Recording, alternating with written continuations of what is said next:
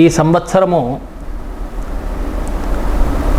గురుగ్రహము మిథున రాశిలోకి ప్రవేశించిన కారణము చేత మనకు సరస్వతీ నది పుష్కరాలు అనేవి ఏర్పడుతూ ఉన్నాయి.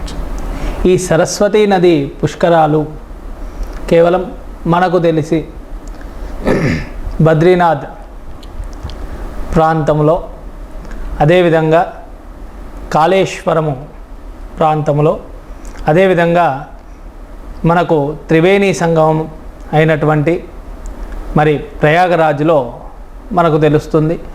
గుజరాత్ ప్రాంతంలో అక్కడక్కడగా ఉన్నట్లుగా మనకి సరస్వతీ నది ఉన్నట్లుగా తెలుస్తుంది. అయితే పుష్కరము అంటే పుష్క అంటే నీరు అని, నీరుని సంపూర్ణంగా ఇచ్చేది పుష్కరము. ఈ యొక్క పుష్కరం ఏ విధంగా ఏర్పడింది అంటే, తుంబురుడు అనే ఒక ముని శివునికై ఘోర తపస్సును ఆచరించినాడట.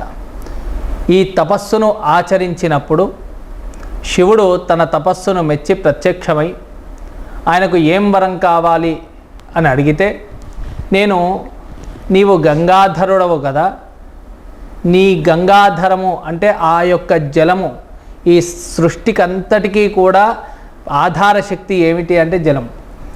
ఆ జలశక్తిలో నన్ను ఉంచగలవు శాశ్వతంగా అని అడిగినప్పుడు ఆ శివుడు తథాస్తు అని ఆ వరాన్ని ఇచ్చి తన యొక్క కమండలంలో ఉన్నటువంటి గంగలో నిక్షిప్తం చేసినట.